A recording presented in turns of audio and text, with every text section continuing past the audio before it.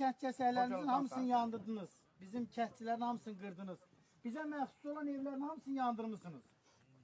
Bugün amma İndi gəlib yandırmamış. burada İndi görürsən bir evdə yandırmamışıq, qoymamışıq. sən Ha. görürsən hələ də gülümsəyərək danışırsan. Amma sən bil, sən bizə düşməndən əlavə ermənisən.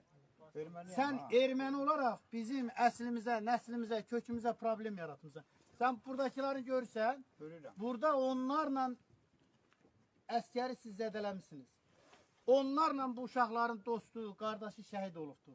Sənin oğlun, sənin bacın oğlu, sənin qardaşın oğlu, sənin əslin, nəslin kökün eləyib. Qardaş, Amma sən qardaş, sana bir bilirsən, söz deyim. heç nə demə, mənə də qardaş demə, məndən sağ qardaş olmaz.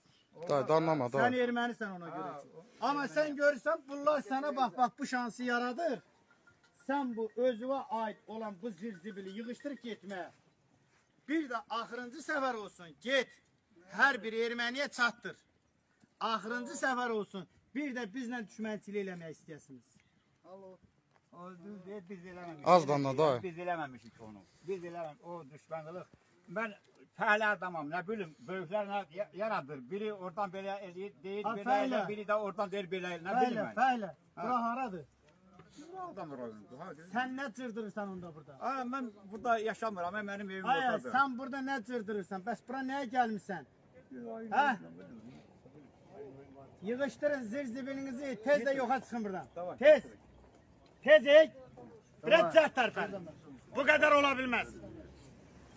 Bu qədər ola bilməz. Biraz tez yığın, gedin. Aslında sen makineydi, yürüp geçiyor. Ey. Onu başa sal, telefondan istifadə eləməsin. Sən bir telefonunu. Ancaq da telefon. Alacağım indi Ha. onu bir dəqiqə. Kokacı bu. Şu. Сын свои жопы. Сука yığını. Скорей.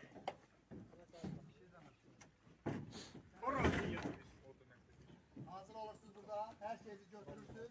Bizimle bakırız. Hadi. Hadi.